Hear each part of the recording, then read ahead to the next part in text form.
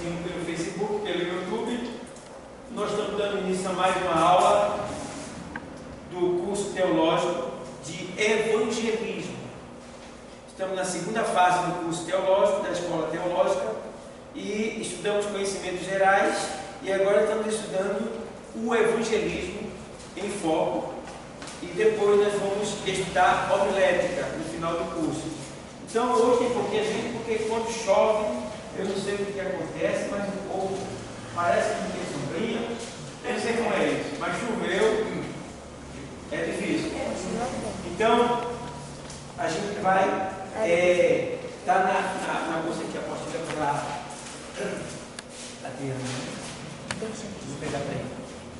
Aqui.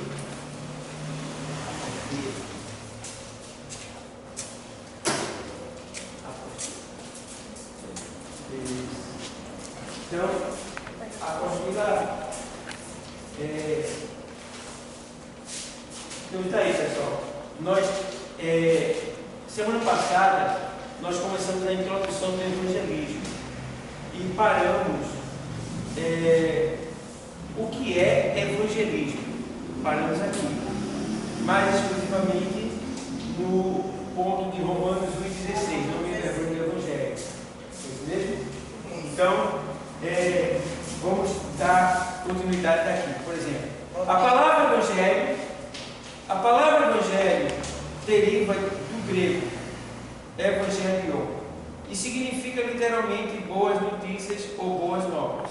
Claro que eu fui buscar mais adiante e passei para vocês em outras introduções do quadro como surgiu esse nome evangelho ou boas notícias, né? No caso, como é que, de onde veio essa palavra? É um termo pagão e que foi trazido para o evangelho pelo fato do evangelho ser uma boa notícia, tá? Então, aqui vem boas novas.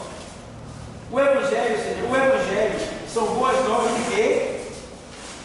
O evangelho são boas novas de quê? De perdão dos pecados, de salvação para a alma e de vida eterna em Cristo Jesus. O apóstolo Paulo definiu o evangelho como o poder de Deus para a salvação de todo aquele que crê. Entende bem uma coisa? O evangelho, ele não é uma religião. Ó, Sil, o evangelho não é uma religião. Entendeu? O evangelho, o apóstolo Paulo deixou bem claro que ele é o poder de Deus. Poder de Deus aqui, ó. Porque é o poder de Deus para a salvação de todo aquele que crê. Então, o evangelho não é uma religião. Agora vamos colocar uma vírgula aí e vamos tentar entender dessa maneira no que diz respeito à religião, já que nós estamos incluídos no grupo das religiões. O cristianismo está incluído no rol das religiões. Então, no rol das religiões, a palavra religião vem do latim, que trazido para a nossa linguagem quer dizer religare ou religar. Então, religião quer dizer religar, vem do latim. Então, se a religião é religar a quê? Diz eles, os líderes das religiões e as religiões dizem ligar o homem a Deus. Aí eu pergunto a você, qual religião liga o homem a Deus? Não tem. Não tem. Agora, existe uma religião que está escondida na Bíblia Sagrada do Evangelho, escrito por João. Essa religião se chama Jesus, porque ele disse: eu sou o caminho, a verdade e a vida. Agora vê só, e ninguém vem ao Pai. Agora é interessante, quando ele fala isso, muitos desconhecem esse ponto aí. Em algumas traduções está dizendo: ninguém vai ao Pai, mas o termo mais conhecido é ninguém. Quando ele está falando com o discípulo, ele diz: e ninguém vem ao Pai senão por mim. Porque Jesus e o Pai eram a mesma pessoa. Ele Pai somos um só. Quem vê a mim, vê ao Pai. Vocês entenderam? Porque Ele é o que? A palavra de Deus, o Pai. Entende? Então, quando ele diz, olha, ninguém vem ao Pai, senão por mim. Vê só. Então, se houver uma religião verdadeira, essa religião se chama Jesus. Jesus. Sim. Jesus já tinha vindo à Terra antes. Se já tinha vindo à Terra antes, Sim, porque na Bíblia diz o anjo do Senhor com A maiúsculo. É. E toda vez que se refere a algum nome, algum sinônimo, acho que é algum. Esqueci a palavra. Um A maiúsculo. É porque foi a transfiguração de Deus que veio à Terra. Até porque até a palavra dele é usada com um D maiúsculo quando se refere a Deus. É. Então, esse anjo do Senhor poderia ter sido Jesus que veio à Terra para dar a palavra para as pessoas da Terra, para agir. Como anteriormente eu tenho falado, a Bíblia tem 31.173 versículos. Em todos os versículos da Bíblia, Jesus está escondido nele. No Antigo Testamento ele se revela, aparece. No Novo Testamento ele se revela, ele aparece. No Antigo Testamento ele aparece escondido. É usado um termo chamado de teofania. Teofania quer dizer Deus escondido. Jesus não aparecia no Antigo Testamento como Jesus, e sim como o anjo do Senhor. A Bíblia diz que quando a mãe de Sansão teve a visão do anjo, ela avisou para seu marido. Seu marido tornou e ambos se encontraram com aquele anjo. E ele, no final da conversa, ele disse: como é o teu nome? E aí o anjo diz: por que perguntas pelo meu nome? Vês tu que é maravilhoso. Aí a gente vai para a hermenêutica bíblica, que está lá em Isaías, capítulo 6 e versículo de lá. É o 6:9 ou o 9:6, é difícil que faz memória. Que diz: e o seu nome será. Vamos lá, Isaías 6:9 vai lá, Isaías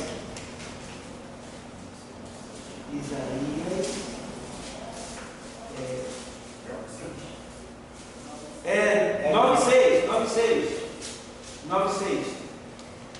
Porque um menino nos nasceu, um filho se nos deu, e o principado está sobre os seus ombros, e o seu nome será o quê? Maravilhoso Conselheiro. Só maravilhoso, para vocês entenderem. Então, quando o anjo fala com o pai de Sansão, que o pai de Sansão queria que ele recebesse um sacrifício, ele disse: não, eu não posso comer com vocês. Queime a oferta a Deus. Então ele faz: por que perguntas pelo meu nome, visto que é maravilhoso? Então aquele era Jesus, que é chamado de o anjo do Senhor. Entendeu? Então Jesus aparecia escondido no Antigo Testamento de várias maneiras. Entendeu? E num livro só ele aparecia de várias maneiras. Por exemplo, dá só um toque para você entender. Tem uma hora que Jó, ele não tem mais comida, não aguenta mais as dores, e ele pega um caco de telha para se coçar. O efeito daquele caco de telha, qual era o efeito dele? Efeito de consolo, porque ele não podia se coçar. Então a telha consolava ele, porque ele conseguia coçar. Quem é o nosso consolo? Ele diz assim: eu rogarei ao Pai e ele vos mandará outro quê? Entendeu? A hermenêutica bíblica, quando vocês lerem a Bíblia todinha, vocês vão pegar esta hermenêutica, que é a Bíblia explicando a própria Bíblia. E aí quando você pega uma Bíblia para pregar, tu exame para você nada. É rápido mesmo. Sem contar o conhecimento cultural, que você vai buscar, como a nossa irmã Silvânia foi agora buscar lá atrás, né? A razão pela qual lá na frente Samaria não falava como, entendeu? E se ela for buscar, ainda vai ter mais coisa ainda. Tigrado, Cerezer, e daí vai, tem um monte de coisa que está lá, que se ela for buscar, vai vir um monte. Então, deu para entender uma coisa? Que realmente esse anjo, ele é uma indicação de que aquele anjo é o Senhor Jesus de maneira escondida. Por quê? Ele ainda não podia ser revelado a mim. Ele ainda não podia ser revelado porque os judeus não acreditavam no Deus triúnico. Eles acreditam em um só Deus. Então, falar em um outro Deus, que na verdade não é outro, é o mesmo, né? Seria para eles uma aberração. Eles não, isso ia causar problema. Então, Deus é sábio. Entendeu? Deus não fazia isso. Deu para entender, pessoal? Deu para entender? Deu? Então, pronto. Então o Evangelho, ele é o poder de Deus. Se houver uma religião, o nome dela se chama Jesus, porque foi ele que disse que ninguém vem ao Pai senão por mim. E o propósito de toda religião, ela diz que religa o homem a Deus, e religião, ela não religa o homem a Deus, porque a religião tem vários tipos, por vários propósitos, não é isso? Então, vamos lá. Aí Paulo diz aqui, perdão dos pecados, de salvação para a alma e de vida eterna em Cristo Jesus. O apóstolo Paulo definiu o Evangelho como o poder de Deus para a salvação de todo aquele que crê. Aí no Romanos 1,16 ele diz, porque não me envergonho do Evangelho. Muito interessante isso. Quando você vê, eu gosto de ler olhando o texto, porque a gente, você falando é uma coisa, você lendo, é como se você tivesse, falando é como se alguém estivesse lhe dizendo, e lendo é você vendo. Entendeu? Então, o Espírito vai te revelar algo quando você olhar por essa janela daqui. Essa janela. E aí aqui ele diz assim, porque não me envergonho do Evangelho de Cristo, pois é o poder de Deus para a salvação de todo aquele que crê, primeiro do judeu e também do grego, que era a correspondência no tempo que foi escrito esse Evangelho aqui, os gregos e os judeus, no que diz respeito à sabedoria, conhecimento. Então aqui é importante para a gente, porque como tendo o apóstolo Paulo como exemplo para nós, a gente precisa usar também como exemplo a vida dele. A vida dele. E ele é um homem que diz, eu não me envergonho do Evangelho. Chegou um ponto que ele disse assim, olha, em nada tenho a minha vida por preciosa. Em nada tenho a minha vida por preciosa. Quer dizer que, a não ser que eu tenha que cumprir com a minha chamada, com o meu ministério. Então, ele não se colocava, ou seja, ele não buscava o seu bel prazer, os seus interesses próprios, não, mas o interesse de Cristo.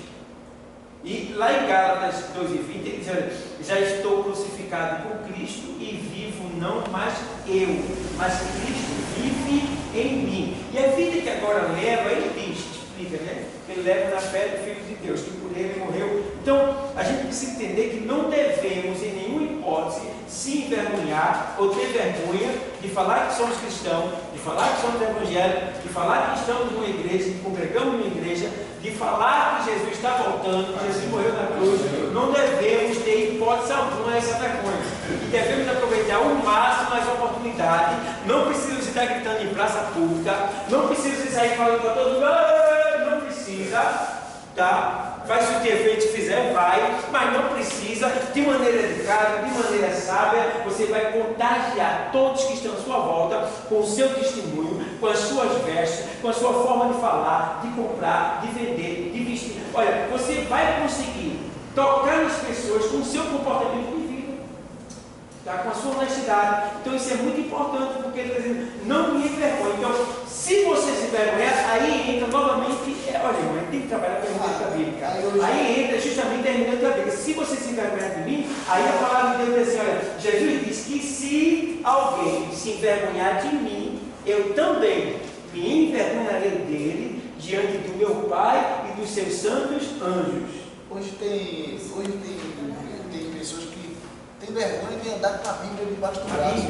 Aí já leva uma bolsa de lado, porque a Bíblia vai dentro da bolsa para não andar com a Bíblia debaixo do braço. Porque tem vergonha da palavra.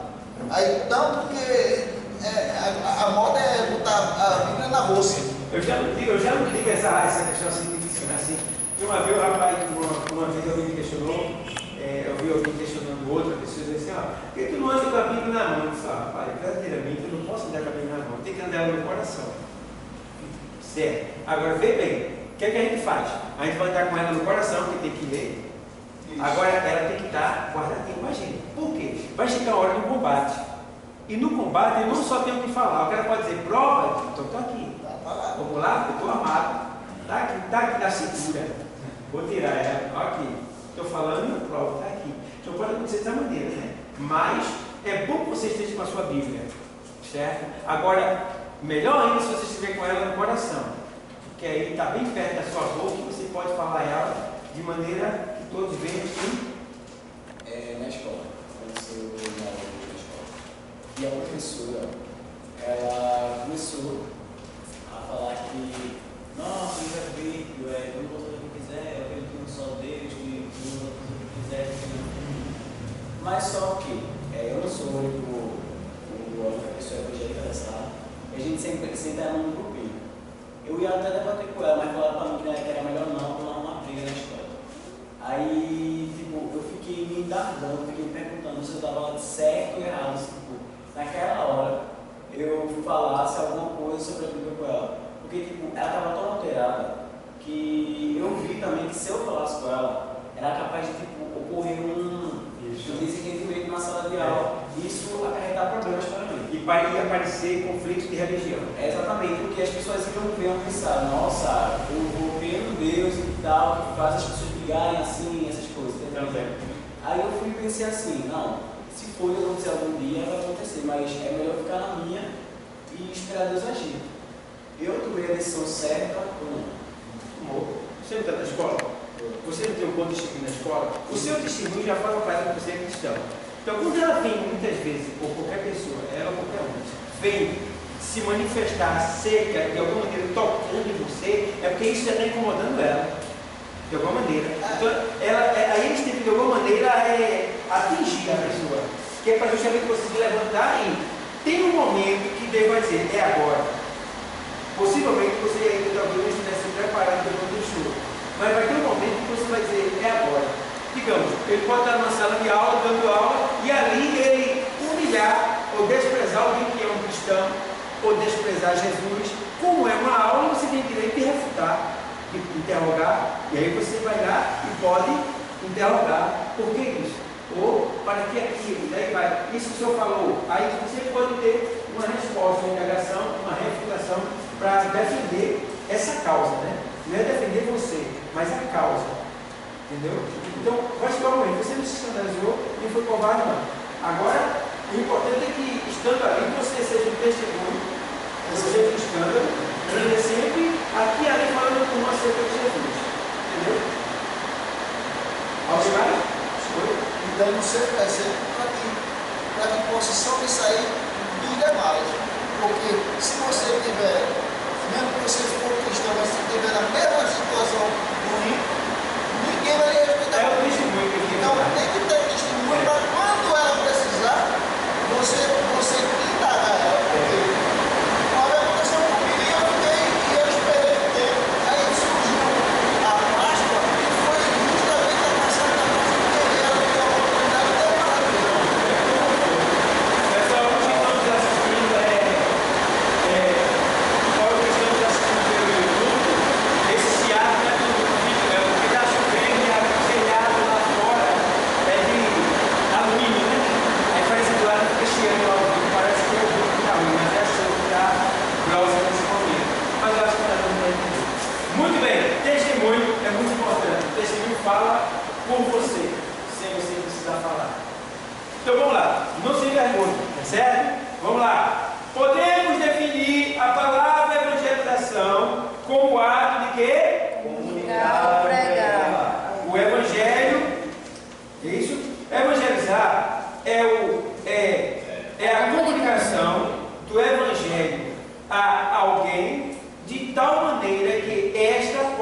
tomar uma decisão consciente de aceitação ou rejeição à pessoa de Jesus Cristo como Senhor e Salvador. O que é que acontece?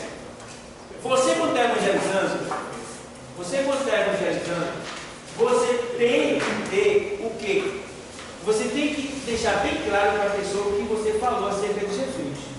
E depois que você falou, você deve perguntar se ela entendeu. Você entendeu o que foi falado? Porque qual a palavra que a gente deve usar? Jesus veio à terra, morreu pelos pecadores, tá? Voltou para o céu e está voltando novamente para nos buscar. Você acredita nisso? Que Jesus morreu por você? Acredite. Você acredita que ele vai voltar para nos buscar? Acredite. Então veja bem, se você acredita, então eu vejo que não falta nada para você aceitar Jesus. Você quer Jesus agora como seu Salvador? Pronto. Outra coisa, nunca só fale, deixe também, ou seja, faça interrogações. A gente vai chegar nesse ponto. Faça interrogações. Não é só você falar. A pessoa está lá, depois fala. Você quer Jesus? A pessoa não quer, não. Pronto, acabou a festa. Você falou. Não. Tem que bater um papo com a pessoa. Cada pessoa é como um familiar seu que veio de outro país, que há muito tempo você não via. Então você vai perguntar como era lá, onde ele morava, o que ele fazia, se era bom. Então é um bate-papo. Evangelizar não é só falar de Jesus. É conhecer a pessoa que você está evangelizando. É procurar saber quem é aquela pessoa. Quais são as dificuldades daquela pessoa. Por quê? De alguma maneira ela ainda não foi à igreja. Por que ela ainda não tomou a decisão? Tem todo esse tipo de interrogação que tem que ser bem aplicado para que você possa saber como entrar com a hermenêutica bíblica. Certo? Então, quando eu vou evangelizar a pessoa, pode ser, dependendo da pessoa, se ela quiser, a gente tem 2 anos para evangelizar. Eu fico 2 anos com ela. Porque ela talvez nunca foi na igreja, alguém pode ter expulsado, ou tido um mau comportamento, se escandalizado, ela não tem conhecimento, está raquítica, está faminta, tá? E eu dispenso o grupo, fico com uma pessoa comigo e 2 horas para ela, se você sabe, estou nem aí, porque eu não vou salvar o mundo. Entendeu? Eu tenho que aproveitar a alma que Deus me entregou, para que ela não tenha nenhuma dúvida. No final eu pergunto: você tem uma dúvida? Você acredita no que foi falado? Você acredita que isso está na Bíblia? Você quer fazer alguma pergunta? Eu pergunto, eu faço isso. E aí tira a sua dúvida. O que você gostaria de saber? O que você quiser, pergunta, eu estou aqui para lhe responder. A gente está aqui para lhe servir. Vá. Aí você vai ficar assim, não. Eu não me lembro nada, não. Tudo bem, mas você acredita. Pronto. Quer aceitar agora? Não diga assim, diga assim. Quer aceitar não? Está errado essa linguagem. Quer aceitar não?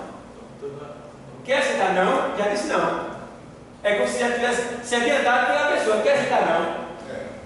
Então, você quer aceitar Jesus agora como seu Salvador? Você quer mudar de vida? Deus tem uma vida maravilhosa para você, certo? A gente não está dizendo que o Evangelho é só de maravilhas, mas que realmente a nossa vida muda para melhor. Então, entende bem. Tem, sim. Quando você vai evangelizar uma pessoa, você se apresenta o nome ou logo falando, aceita uma literatura, porque tem evangelismo, você sai, você chega próximo da pessoa, depois você se apresenta. Eu me chamo Paulo, seu nome. Isso. Rafael, aí daí fica mais fácil a comunicação. Muito bem, esse é o método correto. Você vai lá, vem aqui, a gente vai chegar lá, vai ter esse treinamento aqui, para vocês serem provados. Ele está ali, ele não é evangelho. Aí eu estou com o meu grupo, aí eu vou chegar até lá. Ele está ali, é a noite, né? Boa noite, jovens, tudo bem? Eu sou o pastor Dalvo, sou da Assembleia de Deus do Brasil aqui em volta, e nós estamos fazendo um evangelismo nessa área aqui, e eu agradeço a Deus por ter me encontrado, porque eu sei que foi Deus que colocou no meu caminho. Você já é evangélico? Não. Você já foi evangélico uma vez? Já, né? Tem alguém evangélico na sua família? Você gosta de ir à igreja? Vou poucas vezes. O que falta para você ir mais à igreja? Não sei, acho que é a vontade, né? Estou entendendo? tem que ter o bate-papo. Já me apresentei, já disse de onde eu sou, aonde é minha igreja, tá? E já elogiei eles, já enaltei eles, dizendo que foi Deus que colocou ele no meu caminho. Então, veja, daí você agora vai bater um papo com ele. Você agora vai falar de coisas que estão na Bíblia. Você vai dizer, olha, sabe, Deus tem me falado ao coração que Ele vai enviar pessoas como você, para que eu possa falar para você o que Ele gostaria de falar pessoalmente para você. E o que eu vou falar para você agora não é nada de mim, é o que o próprio Deus fala na sua palavra, que você é uma pessoa muito especial, que você tem muito valor, que o projeto dele na tua vida é muito lindo, Ele quer te exaltar, Ele quer fazer com que todos que olhem para você e digam assim, rapaz, como é que pode? Como isso aconteceu? Rapaz, então Deus dá um grande para você. Tá? Tem coisas que ele ainda nem me revelou, mas que ele vai te revelar. Daí vai. Você vai exaltando a pessoa. Tá? Você permite que. Ou seja, você acredita na palavra de Deus? Entendi. Você permite que eu leia o texto para você? Agora você vai ficar falando o seu. O bom. Entendeu? Você já preparou. Aí você vai dar agora então.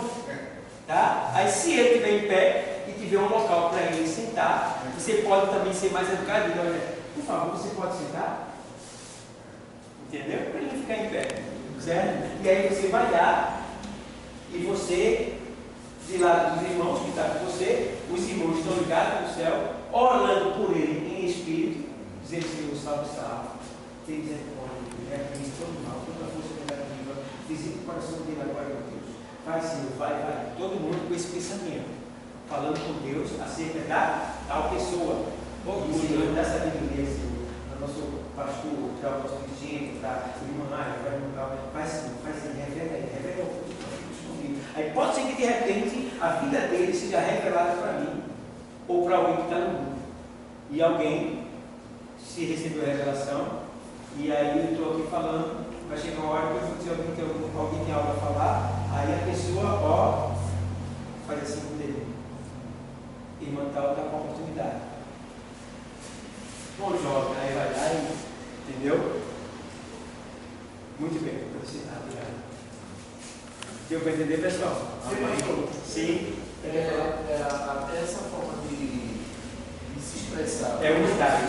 Uma dessas formas de se expressar gera até um interesse da própria pessoa, que muitas das vezes ele quer uma desculpa para sair daquele momento e até se sente interessado em querer ver essa conversa, esse papo. Isso. Irmão, é difícil, irmão, eu evangelizar uma pessoa para ela se tornar meu amigo. É muito difícil.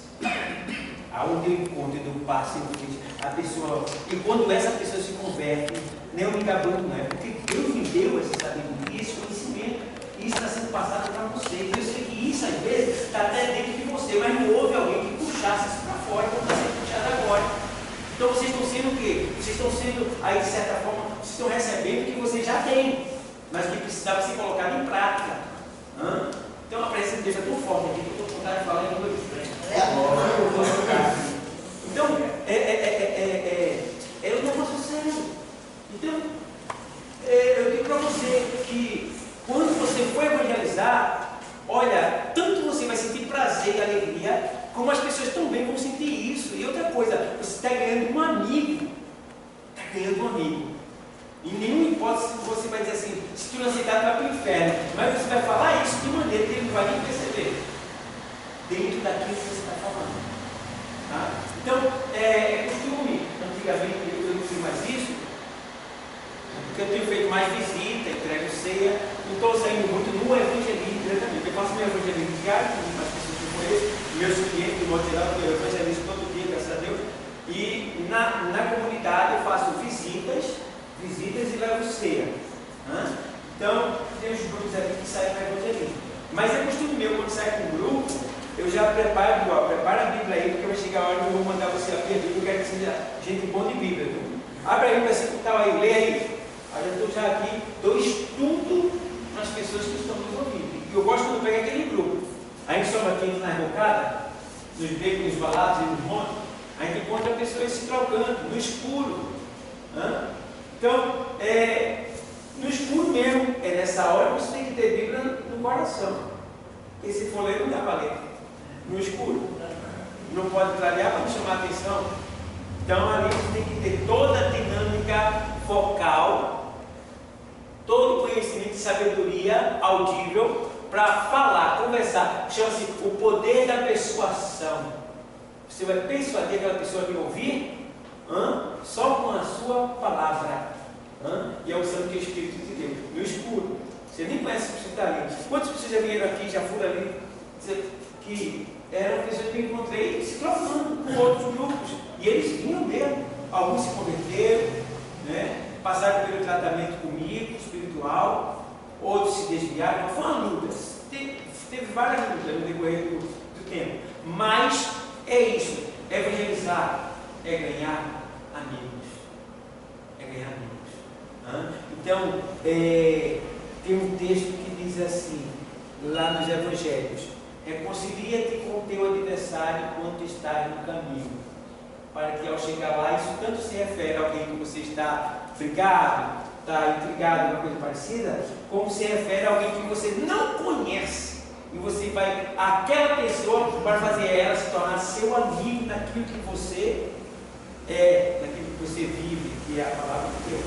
E outro texto também que diz assim, nos Evangelhos também, que diz assim, que se nós não formos fiel com as riquezas da injustiça, como alcançaremos as riquezas fiéis, que são da gente mesmo? Quer dizer, mais ou menos assim, tudo que a gente tem é injusto, nada que eu tenho eu mereço, nós não merecemos.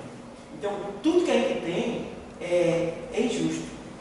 A gente não merece por causa do nosso pecado. É por graça. Então, o Senhor está dizendo, já que você tem e não merece, faz o seguinte: use isso para granjear amigos, para povoar o céu. Ele diz assim.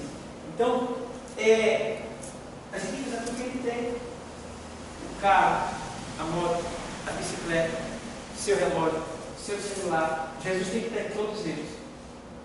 Só para você ter uma ideia, eu vinha da missão em Itapsuma. Na minha porta, na minha Kombi tem atrás Jesus é. Na porta dos dois lados tem Jesus é. Tudo bem? Nesse dia eu só boto gasolina aqui, meu irmão aqui no bairro Rocha. Nesse dia eu saí de Itapsuma, quando peguei a BR, peguei o primeiro posto, parei. Aí enche o tanque aí, ele encheu o tanque. Tinha um carro branco na minha frente. Na hora que eu fui pagar, o rapaz disse: eita, aquele homem pagou errado, porque juntou o seu com o dele e ele pagou. Está errado. Tem que chamar ele aí. Quando o Felipe chamar ele. Ele falou: olha, o senhor pagou 2 vezes, porque o senhor pagou o seu e o dele. Aí ele disse: pagou, está pago. Aí eu estava escutando assim, ele falando no telefone. Ele era evangélico, da Bahia. Estava com um motorista, levando ele para algum lugar. Né? Milionário, pagam aí. Eu não tive nem palavras para ir lá dizer, eu não vou querer dizer não, porque não foi ele. Eu fiquei sem, eu não fui lá não. Eu fiquei assim, rapaz. E assim, então veja como Deus faz. Encheu o tanque, ele disse: pagou, está pago. Pronto. Em outras palavras, ele disse: não foi eu que paguei, foi ele. Está entendendo? E eu vi que ele era evangélico, estava lá. Então, veja, só porque o nome de Jesus, se não tivesse nome de Jesus, não teria acontecido isso, irmão. Mas ele olhou, e tem um segredo daquele nome ali, que se a pessoa for conhecedor da palavra mesmo, a fundo, for um teólogo, alguma coisa parecida, ele vai dizer: o dono dessa Kombi conhece a palavra, por causa do Aquele ali tem um segredo. Então, as pessoas não entendem, não sabem o que significa esse Jesus é. Então, esse fala do fato de que Jesus, ele nunca existiu, como Deus também não existe. Porque Deus não existe, ele é. Porque tudo que existe foi criado por alguém, e Deus nunca foi criado por ninguém. Ele é autoexistente, e daí vai. Entendeu? Então tem todo esse porém. E aí, pessoal, Jesus tem que estar na nossa vida em todos os sentidos. Aí o que acontece? Você tem êxito naquilo que você faz. Tem êxito. Então,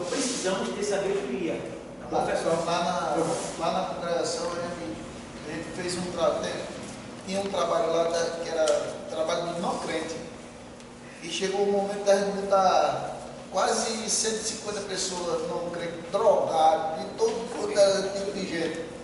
E desse meio, Jesus salvou muita gente. E hoje tem presbítero, tem diácono, tem auxiliar. Graças a Deus. Por quê? Desse trabalho. Investimos, né? A gente tinha também esse trabalho lá no Alto Buriti. E quando acabava, a gente fazia um comes e bebe. O lanche. Comes e bebe. Às vezes as pessoas até diziam, oxe, tá chamando as pessoas Para comer. para comer. Mas era a estratégia. Era a estratégia. Chamava, convidava e dizia, depois tem um lanche, depois Isso tem. mesmo. E E a pessoa veio por causa do lanche, mas antes do lanche não tem tem. vezes a pessoa vinha por conta do lanche. Mas primeiro, o lanche tinha a palavra. Deus. Então chegou o tempo de dizer para uma pessoa, olha, vai lá. Tá reclamando que a gente está dando comida, né? Então foi o seguinte, vai lá e rasga lá a página que está lá no Evangelho da multiplicação do pão, tá? Quando Jesus multiplicou lá os pães lá, os peixes lá, aí tu arranca da tua Bíblia. Porque ele deu comida para o povo depois que acabou tudo. Então, a gente tem que ter estratégia para atrair o povo. E outra coisa, nosso dinheiro tem que ser investido para a glória de Deus. Se isso vai trazer vidas, que estou pronto para investir. Seja lá o que for, roupa, comida, eu não vou dar droga, mas comida, entendeu? Algo que vai alimentar a vida de alguém em alguma área da vida dele, é para voltar, para atrair. Fazer uma programação. Isso. Fazer uma programação, fazia geral, fazia isso. Bem voltado para aquele. Bem voltado para aquele. Ímpio, e não se fazia um convite naquele dia, mas se fazia um convite para ele vir no outro dia. Aí no outro dia se fazia um convite. No domingo se fazia um convite e muita gente se converteu. Tem toda essa questão. E tem muito lugar que não se faz nenhum convite na hora, no final da pregação. Mas muitos já se levantam e vêm. Entendeu? Porque eu estava no culto e o pregador disse, venha, aceite Jesus e venha, se ajoelhe aqui e aceite em público. Ai não, isso é negativo, jamais faça isso. Jamais ninguém se ajoelhar. Isso tem que partir da própria pessoa. Mas por quê, pastor? Tanto que Deus, meu amigo, ele vai se ajoelhar pelo resto da vida dele. Agora, se tu mandar ele se ajoelhar, pode ser que ele não queira nem Jesus por causa disso. Eu ganhei uma vida na integração aqui, para voltar, e eu disse, rapaz, aí eu comecei a conversar com ele, um monte de gente, milhares de pessoas, né? Cuidar de integração, lotado, né? Assim, e eu ia, no meio da multidão, eu falo para ele, volte agora, o projeto de Deus na tua vida é grande, tal e tal. Aí o senhor me olhar assim, de lado e olhar para o outro assim, olha, vamos fazer o seguinte, você quer aceitar Jesus? Aí ele olhar para o lado, olha, aí já entendi, né? Ele olhar para o lado, olhar para o outro, ele estava com vergonha. Por quê? Qual é o entendimento dele? Eu vou dizer que quero, o pastor vai mandar me ajoelhar aqui, em todo mundo. Aí o cara me diz, olha, fala o seguinte, Pedro, você vai aceitar Jesus agora. Você só vai dizer sim. Não vai precisar fechar os olhos. E nem vai precisar se ajoelhar. Do jeito que a gente está conversando aqui, eu vou entregar você para Jesus, está tudo certo, tá bom? Diga sim. Aí ele, sim. Aí ele disse, pronto, Jesus. Pronto, Deus. Ele aceitou teu filho. Recebe de volta, perdeu seu pecado, escreve o nome dele no livro da vida. Em nome de Jesus, amém. Tempo dele, deu um abraço nele, tchau. Dá novo, eu fui embora para a cidade dele. Então, você entendeu? Agora, se eu dissesse, pai, se ajoelha aqui, meu irmão, perdi a alma. Perdi a alma, não pode. Nada, tem que rapaz, e aí tem lama, o terreno é pedregoso, sei lá, que é isso? Não, pra que isso? Olha, nem aqui, vocês nunca vão ver eu mandar vídeo, vocês nunca viram, nunca vão ver. Eu mandar ninguém se ajoelhar aqui. Agora sabe por quê? Quando eu era mais jovem, na minha adolescência, quando eu me converti lá na Batista Canaã, na Groselha, aí quando o pastor fez o convite, ele pediu para que todo mundo ficasse em oração. poderia acarretar que a gente poder atender de lá para frente não fosse. Porque eu ia ver que as pessoas estavam olhando a pessoa ir lá para frente, como já aconteceu algumas ocasiões, a pessoa querer ir, mas quando eu vi o povo olhando, procurando quem queria aceitar, muitas vezes deixou até para aceitar depois que todo mundo foi embora da igreja. Isso acontece. Então, ainda trabalhando no evangelismo, vai ter isso aqui. Eu vou já iniciar, já que ele falou, eu vou dar logo só. O que acontece? Existe um pescador de alma dentro da igreja. A minha esposa é a única que faz isso aqui. Ela é a única que faz isso. Aonde ela chegar, ela faz isso. Ela aprendeu, passou por esse curso e ela aprendeu. Os que eu ensinei, poucos, eu não sei nem quem é que faz isso. Mas eu ensino isso para a igreja. Então, o pescador de alma é aquele que ele está ali da igreja. Quando o pregador está ministrando o convite, se vocês vão aprender lá na homilética, eu estou orientando agora, o convite não pode ser feito de maneira imperativa e individual. Você aí, você quer aceitar Jesus? Isso não pode. De jeito nenhum acontecer. Não faça isso, pelo amor de Deus. Não? Você já sabe quantos tem que não é evangélico ou que tem pessoas não evangélicas na igreja. Então o convite deve ser feito de maneira coletiva. Então o que acontece? Eu acabei a pregação e aí eu vou lá e, bom, acredito que você está aqui, Deus te trouxe hoje, você é muito especial, não foi à toa que você veio para esse lugar nessa noite. Veja, eu estou para lá e para cá. Estou sermonando e concluindo. Estou concluindo. Então, eu acredito que você quer Jesus. Pode ser até que algumas coisas tenham que impedir agora, os pensamentos, algumas ideias que vêm na tua mente, mas Jesus agora está te chamando, porque você ouviu, você acreditou, você sabe que Ele está aqui, é Ele que está te chamando. Quando eu estou fazendo esse sermão, essa introdução, essa conclusão, o pescador de alma dentro da igreja, ele vai lá, aonde está a vida. Então o que é que ele faz? Ele não vai forçar a barra. Aqui está uma pessoa que não é evangélica. Então o pescador de alma dentro da igreja, ele vai lá e ele já sabe quem é evangélico.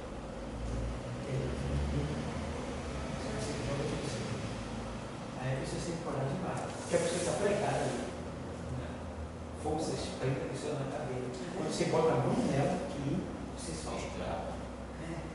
Quando solta, você fala aí a pessoa vem, entendeu? Pronto.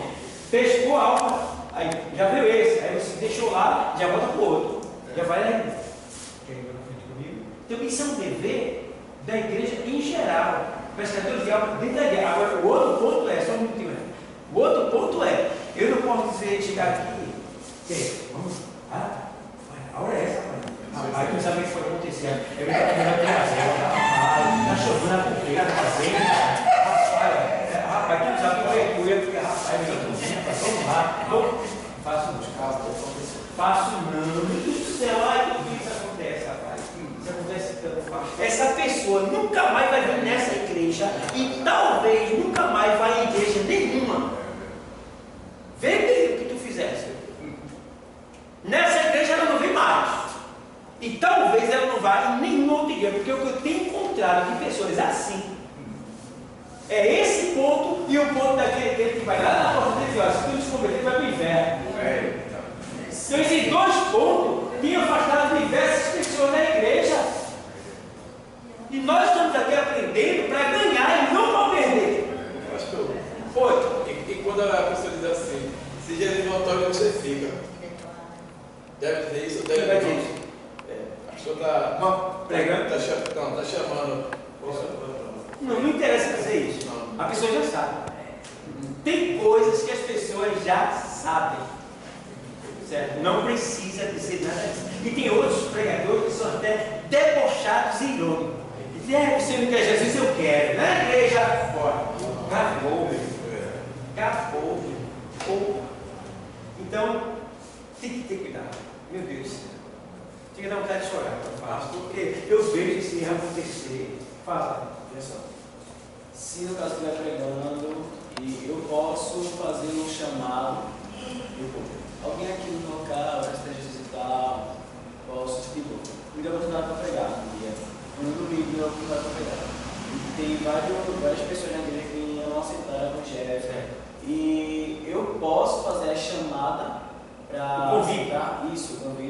Se você ministrou a palavra, você tem direito também de convidar se quiser. Tá bom. Então, se o pregador não me chamar e eu estiver dirigindo, eu também posso fazer convite. Quando ele, às vezes ele termina, ele não faz o convite, entrega para o dirigente faz o convite. Tá certo. Entendeu? E quando a aula vier, você passa para o dirigente geral, que é o pastor, o presbítero, o evangelista, o que tiver mais aparelho maior, você vai passar para aquela pessoa e eu estou passando para o meu oficial para ele ministrar a oração do processo da Bíblia. Entendeu? Entendeu, pessoal? Amém? Amém. Pronto, tá bom. Sim. Tinha acontecido comigo, cara, a pessoa perde a esposa, não consegue sair da cadeira. Eu tinha ficado afastado, né? Aí fui visitar a igreja. Aí eu queria aceitar, só que na hora eu perdi a força e não tinha pescador nem pescadora. Aí eu fiquei chorando, até para falar eu perdi até a voz, porque ninguém tirou a voz, tudo, eu não conseguia falar. Eu queria me levantar e não conseguia. Aí quando terminou o culto, a irmã chegou, percebeu que todo mundo tinha saído e eu fiquei lá sentado chorando. O que foi que houve? Eu queria aceitar Jesus, só que eu perdi as forças. Aí no final eu aceitei. Uma pessoa me tirou da cadeira, eu aceitei. Me trancou, você parece que tem um cara nojento. Isso acontece. Tem alguém mais para perguntar uma coisa? Tudo certo? Então vamos lá, vamos dar para você ligar. Vamos lá. Ó, então aqui exemplo, né? Ó, a comunicação do Evangelho a alguém de tal maneira que esta possa tomar uma decisão consciente de aceitação ou rejeição à pessoa de Jesus Cristo como Senhor e Salvador. O Dr. Peter Wagner e o Dr. John Stott definiram da seguinte forma o conceito da evangelização. A natureza da evangelização é a comunicação das boas novas. O propósito da evangelização é dar aos indivíduos e grupos uma oportunidade válida para aceitarem a Jesus Cristo. A meta da evangelização é persuadir homens e o quê? Para que cheguem a ser discípulos de Jesus Cristo e sirvam a Ele na comunhão de sua igreja. Entra esse assunto aqui. Aqui. O que é que acontece aqui? Você vai ganhar vida e vai direcionar ela para uma igreja. Pode ser a sua igreja e pode ser uma local próximo da casa dele. A gente não está indo buscar eles para a gente, está indo buscar para Cristo. Então não importa a igreja que eles vão ficar, importa que eles estejam numa igreja evangélica, certo? Se for na da gente, melhor, que a gente vai dar assistência mais de perto. Mas se não for, que Deus abençoe. Então sim, Igreja evangélica, que tem evangélica no nome ou as características evangélicas, compromissada com a palavra. Porque tem igreja que tem evangélica no nome e não é tão compromissada com a palavra do que uma igreja presbiteriana. Porque a igreja presbiteriana é muito compromissada com a palavra. Está entendendo? Que tem igreja que tem o nome de evangelho, mas não fala o evangelho da forma certa. Então, nossa, vem para a igreja evangélica mais próxima da tua casa, tipo, a pessoa vai pensar que é só para uma igreja que tem um nome evangélico no meio. E a pessoa não conhece o sistema, a pessoa não conhece certas coisas. Aí a gente fala assim mesmo, tipo, olha, vai para a igreja evangélica mais perto da tua casa e tal. você vai dizer o seguinte: ó, a igreja que eu faço parte é tal igreja, eu congrego lá, certo? Se você quiser ir para lá, o endereço é esse, tal, eu vou te buscar, se for na comunidade que você estiver evangelizando. Se não for na comunidade que você está evangelizando, você está visitando, está evangelizando outra área, e aquela pessoa que você ganhou, você vai dizer para ela: olha, procura uma igreja, eu costumo falar assim, procura uma igreja evangélica que se preocupe, que cuide da sua alma e não do seu dinheiro. Eu sou bem taxativo nesse ponto. Porque o ímpio, o povo lá fora já sabe quais são as igrejas certas. Sabia disso? Ele sabe. Então ele sabe qual é aquelas que empregam muito dinheiro, ele sabe já.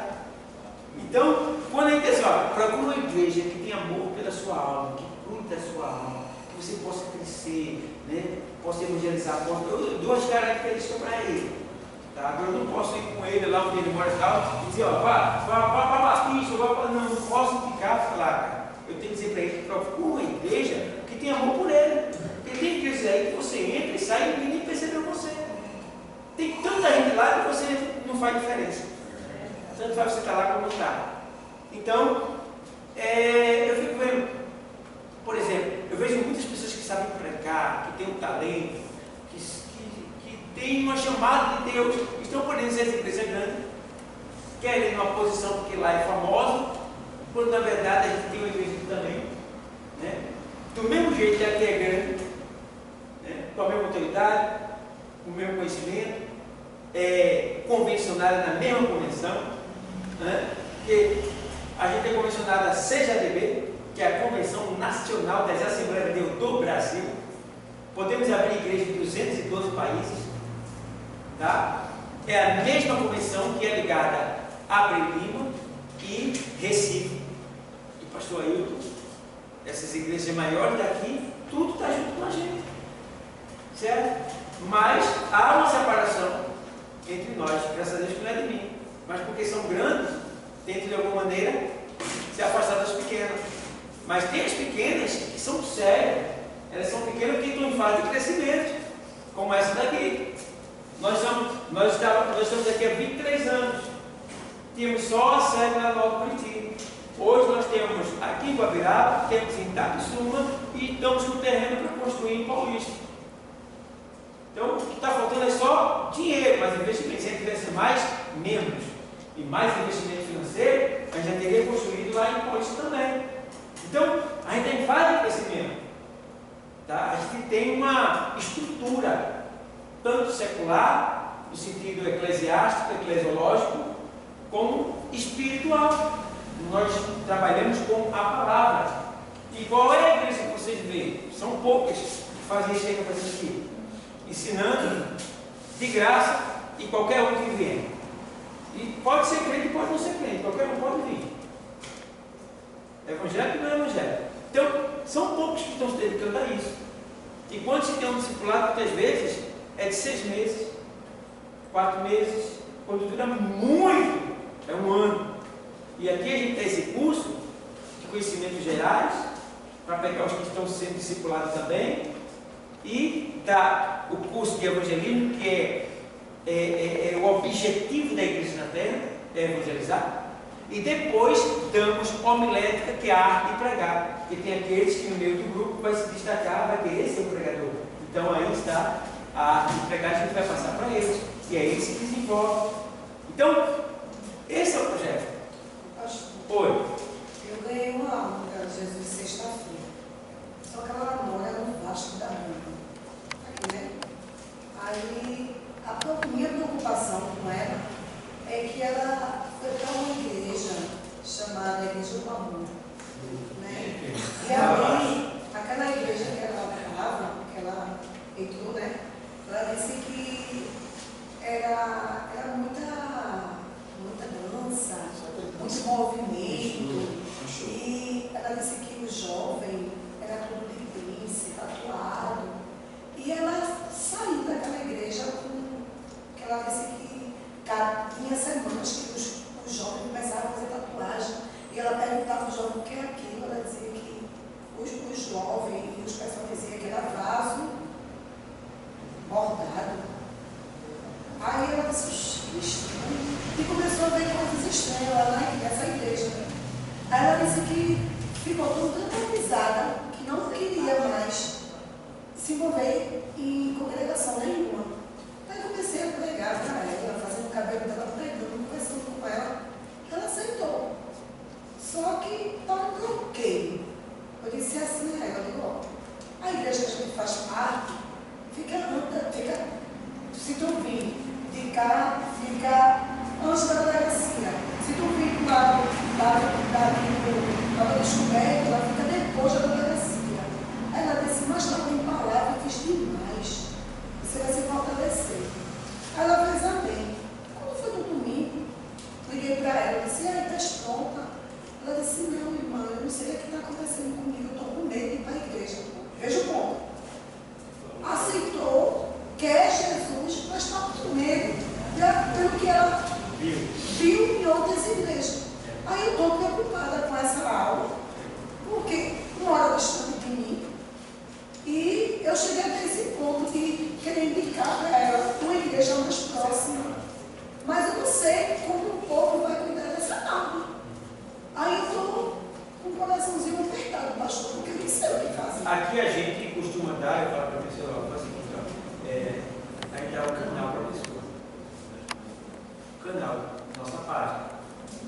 senhor vai dar, aí vai ver. Tem toda a história da internet, está tudo lá. Então, no caso dela, ela vai perder o medo de vir para cá. Entendeu? Porque ela é da casa dela, você vai incentivar ela, mandar para o Face dela, uma coisa parecida, lá, e ela vai acessar e vai ver o trabalho todo, vai ver você, vai ver o trabalho todo como é. Aí pronto, vai ajudar muito. Tem muitas pessoas que aceitaram Jesus, que estão com a gente, que vieram através da nossa página na internet. Viram o nosso trabalho, viram que é um trabalho sério, e aí pronto. Então faça isso. A pessoa se converteu e disse, ó, se for distante, dê a página. Aqui é o trabalho da nossa igreja, acesse lá, veja o nosso trabalho como é. Entendeu? Você vai ter que ir longe para cá, por causa do trabalho que, ó, nosso irmão Silvânia tem 12 irmãos, a irmã ali com o esposo dela, né? Vem de lá da 57, são de outra denominação, e outros que vêm com eles dois aqui, ó. Vem lá da Batista Canando, do outro lado, sempre do Rosário, e outros que vêm. Né? Então, acontece. Toca fogo. Pessoal, uma dúvida aqui, não é sobre isso, estou com a igreja. Igreja de parede preta.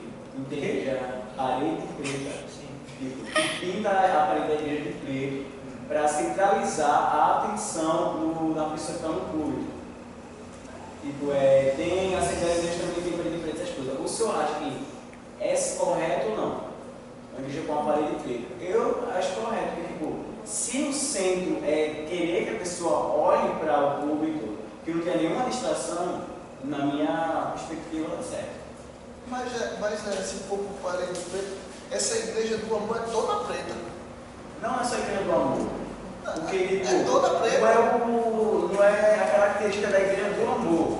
A igreja do amor é a característica que tipo, abala ela e abala as pessoas que fazem parte dela. É justamente o liberalismo que eles têm. Não é a parede ou a cor da parede. Não é isso, pastor? Porque, tipo, se fosse pela cor, eu creio que várias igrejas não entrariam no céu. Mas, tipo, é pelo liberalismo que a igreja tem, de permitir que eu já faça tatuagem, que eu uns piercing, que posso fazer tudo o que eles quiserem da vida deles. Você viva do jeito que o mundo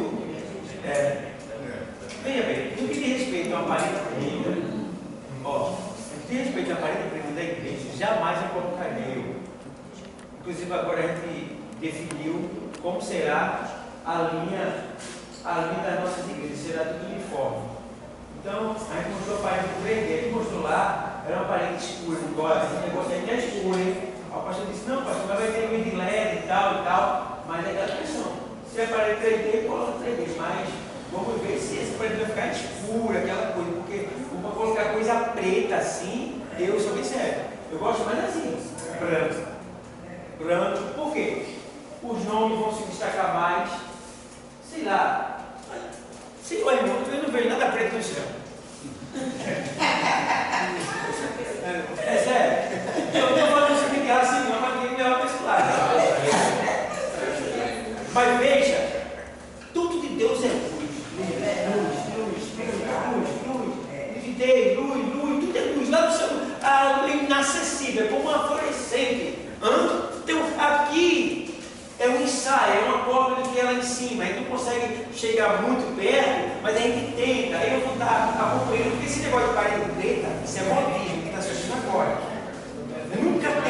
Nunca teve na história da igreja uma igreja com paredes pretas.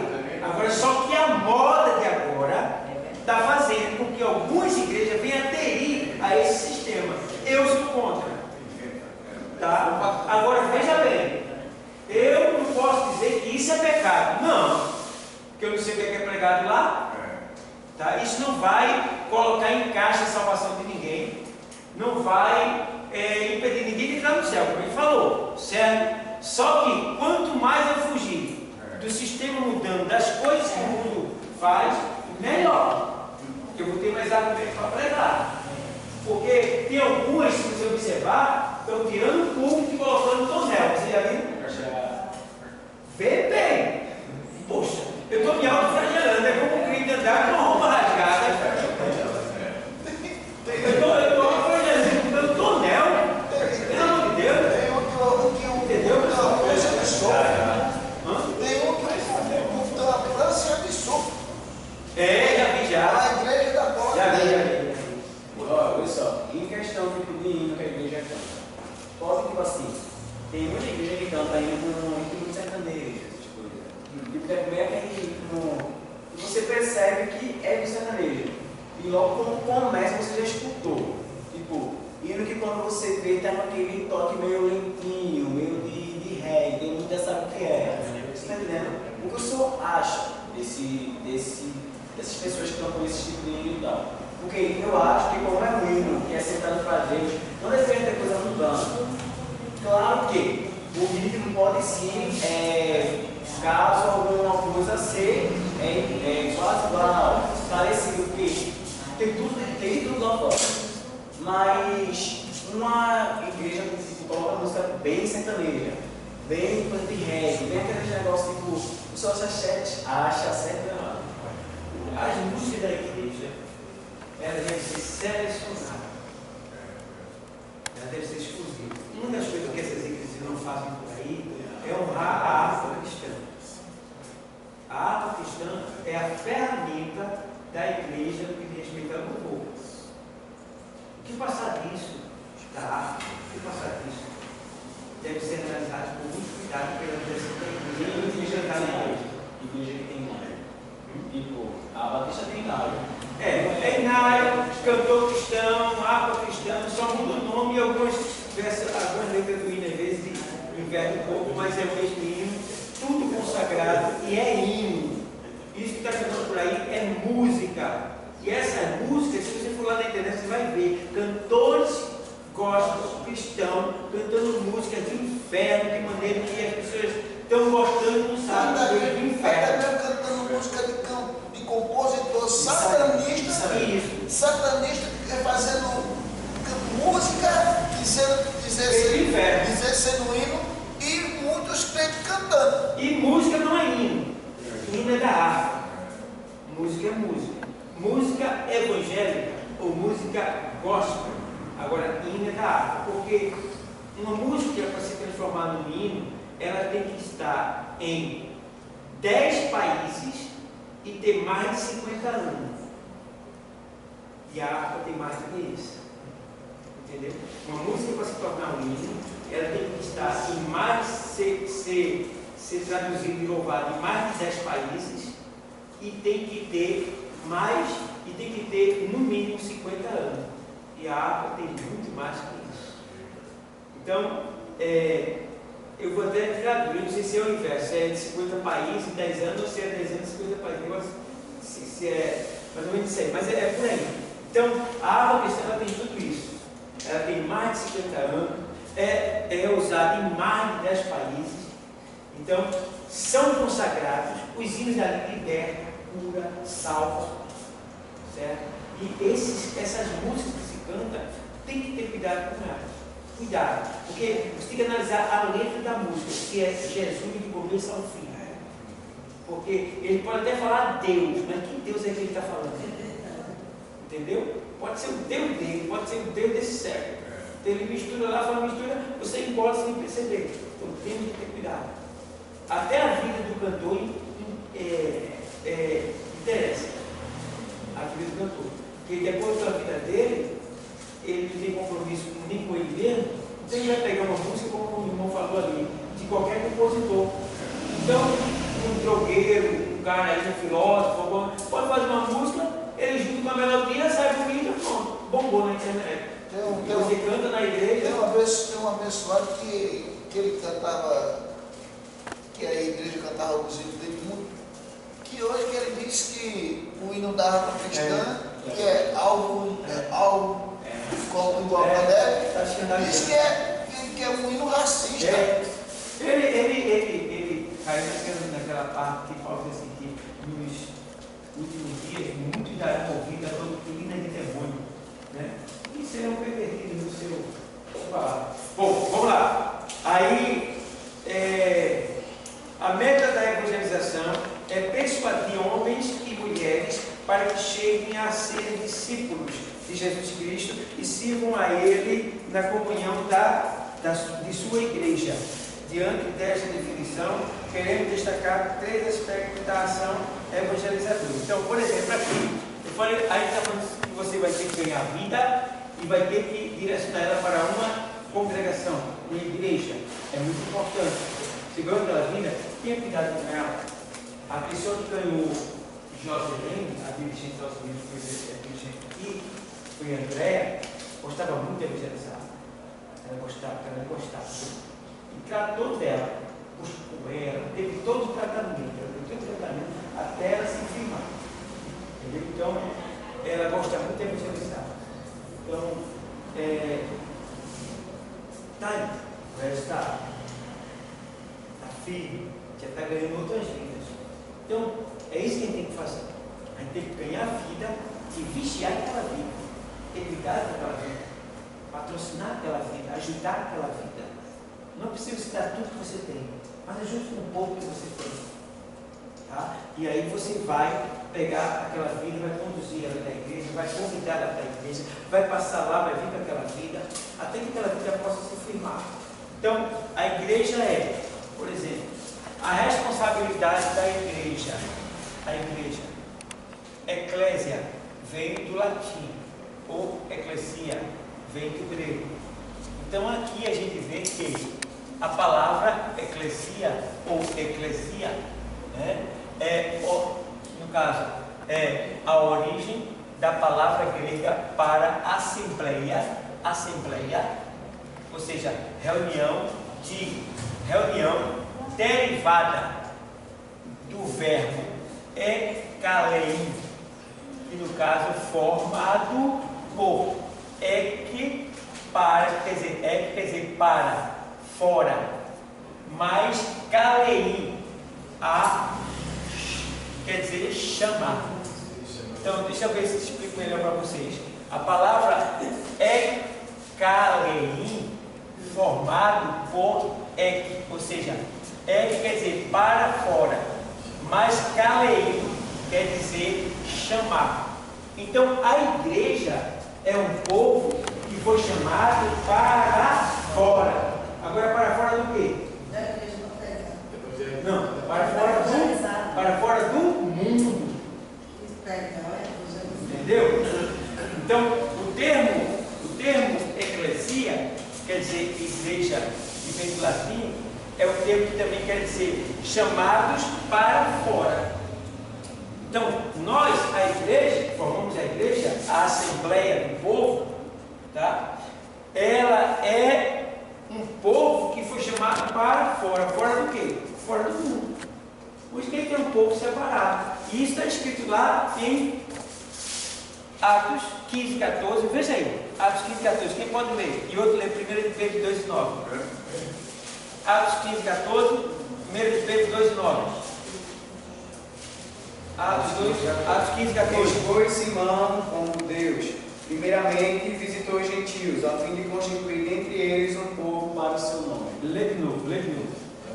Expôs Simão como Deus, primeiramente visitou os gentios, a fim de constituir dentre eles um povo para o seu nome. Lê de novo, mais pontuado. Expôs Simão como Deus, primeiramente visitou os gentios, a fim de constituir dentre eles um povo para o seu nome. Expôs Simão como Deus. É isso? Está sendo dito ali. Como Deus. Expôs Simão como Deus. Como Deus. Aí ele vai. Expôs Simão como Deus visitou, não é isso? Primeiramente visitou os. É isso?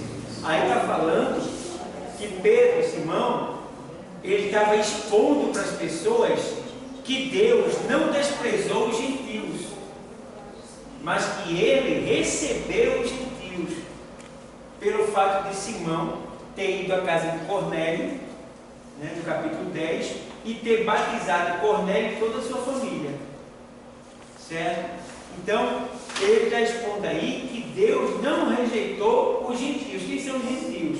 Pessoas de outra nação que não é Israel. Entendeu?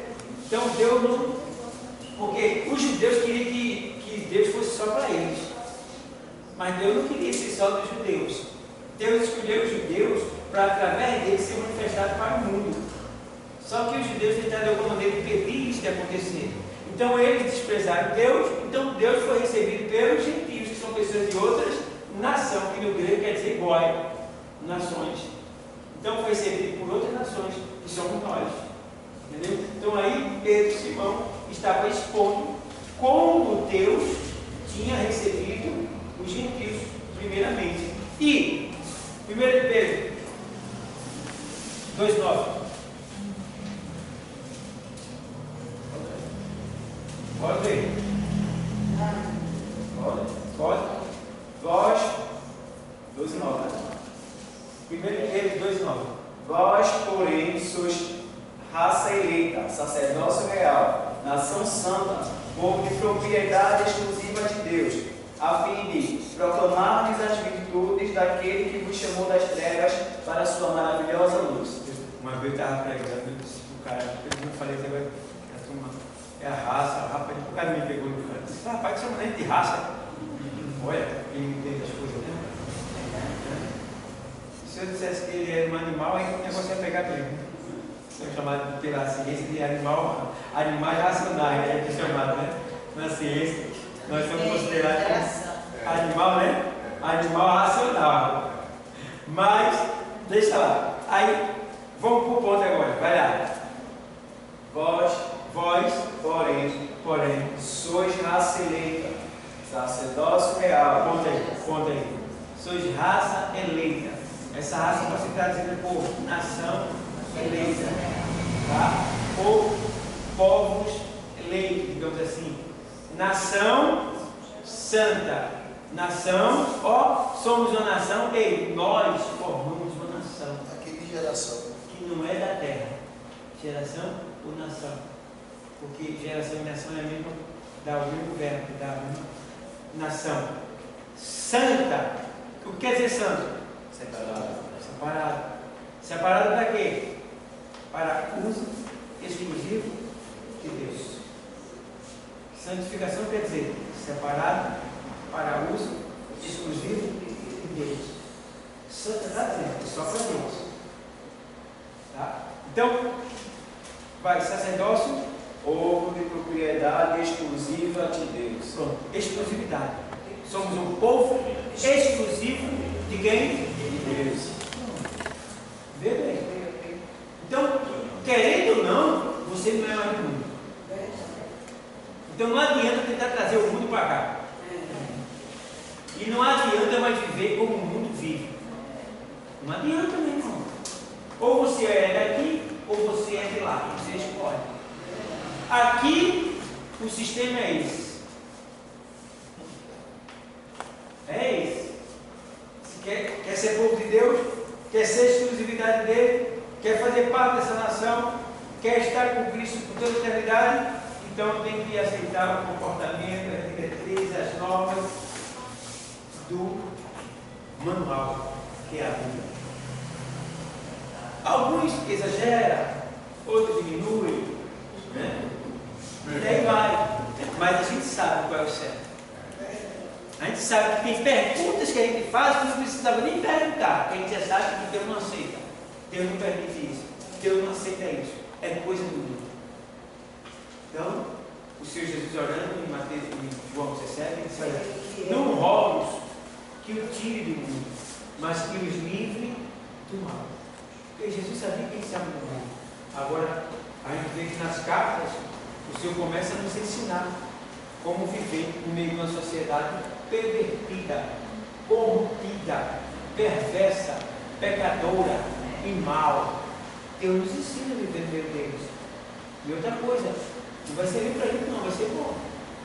Porque, irmão, pensa, você é um jovem se destacar na escola como um verdadeiro cristão. O irmão pode se preparar. Porque vai chegar de pessoas que estão oprimidas, tristes, perderam familiar, estão com dificuldade, vão querer conversar com você. As coisas mais sérias que existem, que acontecem, eles vão levar para você. Vem cá, eu vou conversar contigo. Você vai levar pessoas de entrar na depressão, de se matar, e ir para drogas ou alguma coisa parecida, através de uma conversa, que ele sabe que você vai estar conversando. É sério, é de Deus, porque você leva uma vida, né? Caixa diante deles, e vai dizer: tenho confiança de conversar com ela. Tenho confiança de conversar com Gabi, porque eu vejo que ela está testemunho. Agora, se você é uma coisa aqui, eu E lá na escola você. Aí, irmã, eu. Ele? Quem? É? Aqui não. Lá na igreja. Aqui não. Na rede social. Você está aqui na igreja, na rede social, você vai lá, a menina, corre de biquíni, de maiô, e vai assim, e aí vai,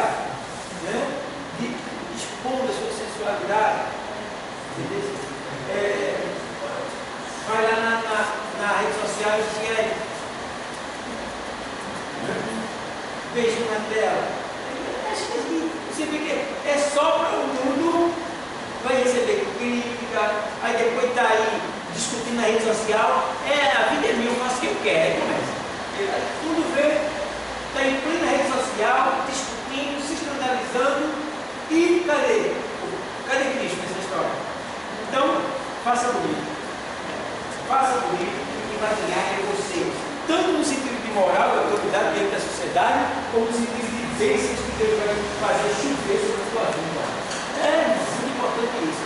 Então, a gente parou aqui, diante dessa definição, querendo destacar